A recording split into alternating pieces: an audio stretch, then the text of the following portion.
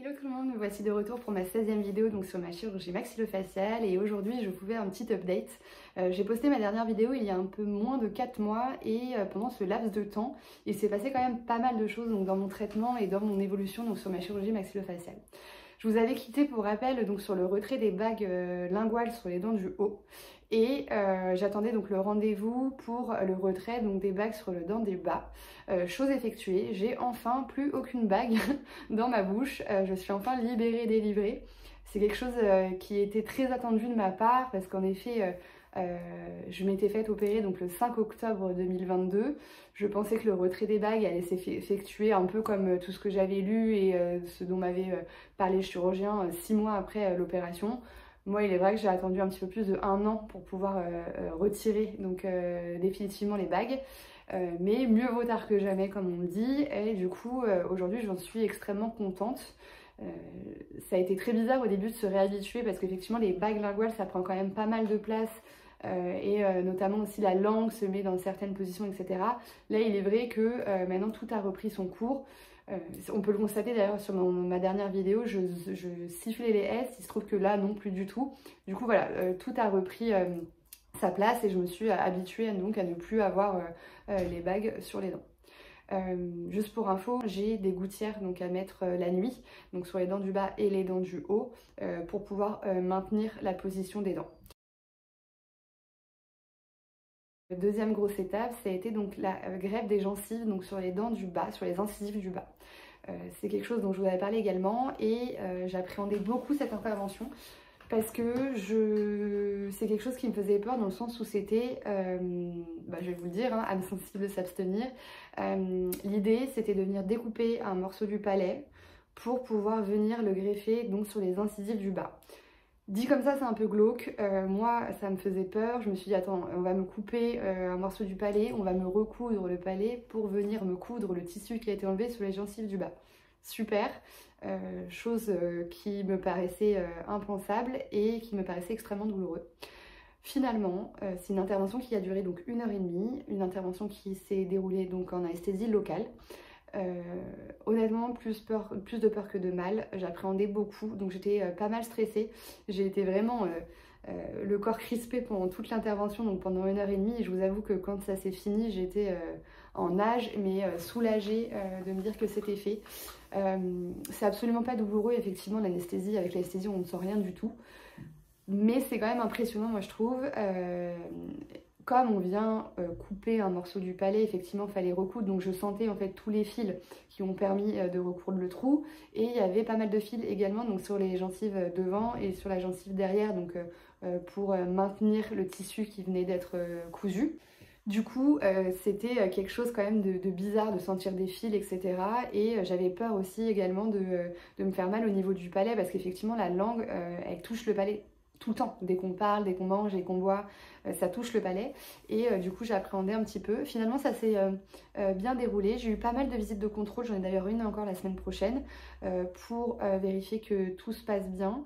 Il était interdit pour moi de me brosser les dents et de toucher ou même ne serait-ce que de tirer la lèvre pour pouvoir regarder comment c'était en dessous pendant 15 jours. Qui s'est soldé en fait pendant plus que 15 jours vraiment parce qu'il fallait faire très attention. En fait c'est très très sensible et comme moi j'ai une maladie parodontale donc du coup les gencives descendent beaucoup, c'était pas sûr que ça prenne et que ça puisse fonctionner. Aux dernières nouvelles c'était ok, là je vérifie encore la semaine prochaine que tout se passe bien, mais voilà elle est encore là hein. Que tout se passe bien, mais en soi c'est voilà, plus de peur de mal et quelque chose qui s'est plutôt bien déroulé.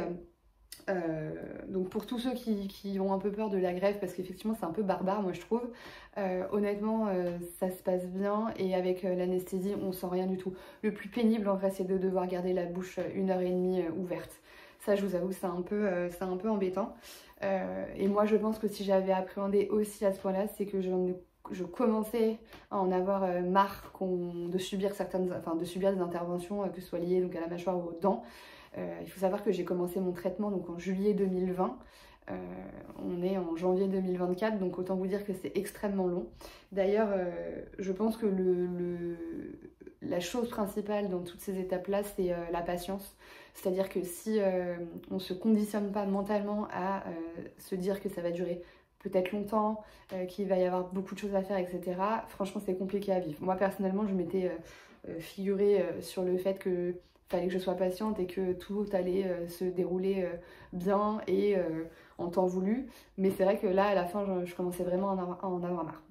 Donc voilà, ça s'est passé. Donc c'est encore une grosse étape qui a été faite et qui s'est bien déroulée. Et donc il restait la dernière grosse étape de tout ce processus qui est le changement des couronnes. C'était la dernière grosse étape de tout ce processus-là dans le sens où c'était la dernière chose esthétique vraiment qui allait clôturer en fait toutes ces interventions que j'ai pu subir. Pour rappel, donc moi j'ai eu des couronnes à 17 ans, donc on m'a dévitalisé donc les 4 dents de devant pour me poser donc des fameuses couronnes et ces couronnes là n'étaient plus adéquates ni avec ma gencive, ni avec la morphologie de ma mâchoire, ni avec le positionnement des dents suite au traitement orthodontique. Donc il était question en dernière étape de donc refaire ces 4 couronnes de devant. Alors, comment ça s'est déroulé? C'est très simple, donc du coup là c'était avec l'orthodontiste qui s'est occupé donc de clôturer ce travail-là. La première étape a été donc d'enlever les couronnes, les anciennes couronnes pour voir si les racines qui étaient en dessous étaient encore viables ou pas. En effet, comme c'était à mes 17 ans et qu'aujourd'hui j'en ai 34, on ne savait pas comment les racines avaient évolué et si elles étaient abîmées. Il aurait fallu donc faire des implants puis pouvoir mettre les couronnes après. J'ai eu de la chance dans tout ça, c'est-à-dire qu'il n'y avait aucune donc, de mes 4 racines qui étaient abîmées. Du coup, on a pu faire donc, directement des empreintes pour pouvoir donc, mettre un bridge qui va permettre ensuite de créer les dents définitives. Donc le bridge, en fait, c'était un plot de 4 dents qu'elle a sculpté pour pouvoir voir l'emplacement des futures dents et de pouvoir créer les provisoires. Donc ça a été un premier rendez-vous, je crois que c'était 3 heures de mémoire. Donc elle pose le bridge, on voit comment ça évolue, comment la gencive descend, parce qu'il est vrai que moi en fait on voyait beaucoup ma gencive en haut, j'avais du noir, etc. et tout. Elle était remontée, enfin c'était pas du tout joli. Et du coup il fallait voir, ce qui l'embêtait le plus en fait, c'était de se dire est-ce que la gencive elle va bien réagir, est-ce qu'elle va redescendre sur les dents pour éviter de faire des trous comme sur les couronnes, les premières couronnes. Donc 6 semaines après, j'ai eu rendez-vous avec elle donc, pour voir comment ça avait réagi et pour pouvoir placer donc, les dents provisoires. Bonne nouvelle, ça a bien descendu. Potentiellement, je faisais une allergie à la matière des couronnes d'avant. Donc c'est peut-être pour ça que j'avais du noir entre les dents, etc. Donc là, on a bien vu que la gencive était descendue. Donc ça, c'était une bonne nouvelle. Donc elle a pu en fait poser donc, les dents provisoires. C'était plus un bridge, c'était vraiment couronne par couronne. Et voir comment ça évolue dans le prochain rendez-vous pour pouvoir positionner les dents définitives.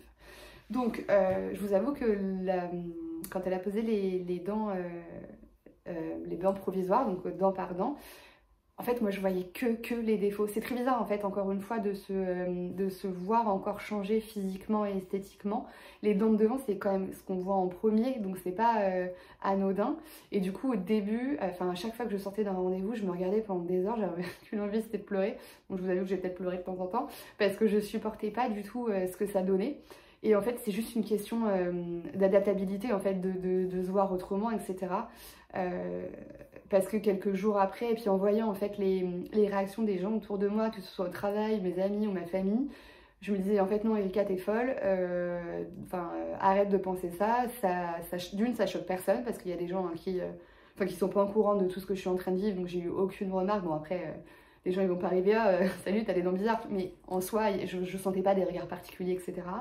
Et ceux qui me connaissent et qui vivent avec ça avec moi un peu au fil du temps, tout le monde m'a dit que c'était hyper naturel et que fallait que j'arrête parce que vraiment c'était très bien en fait, il n'y avait rien de choquant, etc.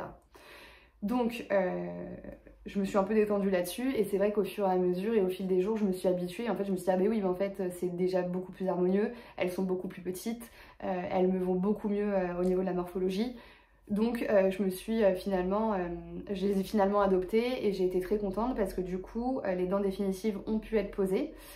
Donc ça a été fait la semaine dernière si je me trompe pas. Et du coup il y a eu très peu de retouches par rapport aux dents provisoires. Elle a juste limé en fait pour les raccourcir un tout petit peu. Et ça fait très très naturel. Donc je vais vous mettre des photos avant-après pour que vous puissiez vous rendre compte du changement, parce que honnêtement, encore une fois, même par rapport à la mâchoire, on oublie vite comment c'était avant. Je me demande même comment j'ai fait pour vivre avec ces dents. Enfin, on peut vivre avec, mais esthétiquement parlant, c'était vraiment immonde. Du coup, c'est quand même impressionnant. Là, je vais vous montrer un petit peu de près pour que vous puissiez voir.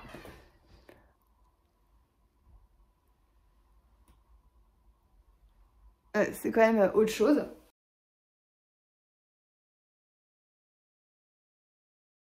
Du coup, je suis très contente du résultat. Il reste comme étape du coup de faire le blanchiment dentaire pour que toutes mes dents aient la même couleur.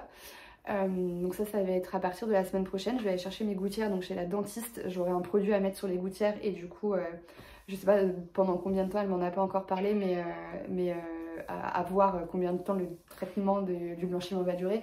Mais voilà, histoire que ce soit beaucoup... Là pour le coup c'est esthétique. Mais voilà, en soi, le gros du travail a été fait. D'ailleurs, pour les couronnes, pour ceux qui se demandent si c'est douloureux ou pas, en vrai, c'est pas agréable, mais c'est pas douloureux en fait. Et encore une fois, je pense que mentalement, j'en ai un peu marre qu'on fasse des choses sur moi. Du coup, je pense que je supporte un petit peu moins toutes les interventions. Alors qu'avant, c'était pas un problème pour moi, mais je pense que depuis l'opération, mine de rien, je pense que l'opération, elle fait quelque chose, elle fait quelque chose dans le mental parce que c'est quand même assez lourd. Mais voilà, c'est pas douloureux en tout cas. Ce qui reste comme étape, donc c'est le blanchiment dentaire, la pose du fil de contention par l'orthodontiste et je dois retourner donc chez le chirurgien pour pouvoir refaire la vidéo avant-après avec donc les dents définitives parce qu'on l'a fait avec les dents provisoires, donc je vais vous la mettre aussi juste après. Ça rend moins bien parce que les dents elles sont pas jolies.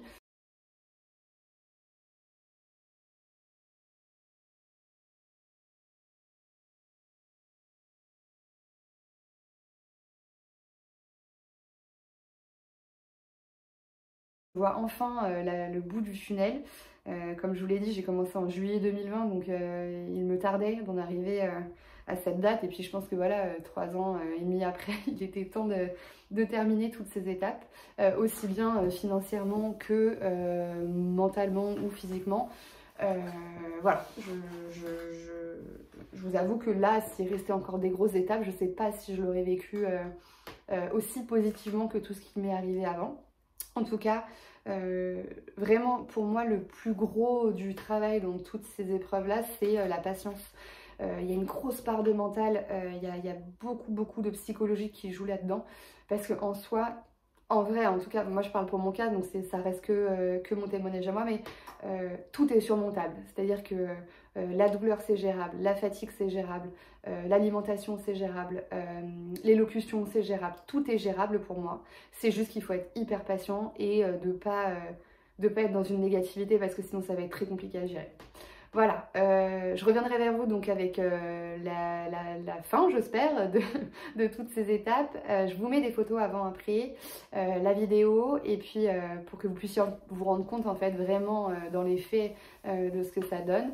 Et n'hésitez pas si vous avez des questions, encore une fois, je vais prendre le temps d'y répondre. J'avoue, ces derniers temps, je ne l'ai pas forcément fait. Comme je vous l'ai dit, j'en avais un petit peu marre, donc je pense que ça englobait un peu tout. Donc du coup, je vais reprendre le temps de répondre à tous vos commentaires et à répondre à vos interrogations et à vous aider parce que vraiment le but de ma chaîne c'est ça. Autant que ça m'a aidé moi, je pense que ça peut être utile pour vous. Donc en tout cas, n'hésitez pas et je vous dis à bientôt pour une prochaine vidéo.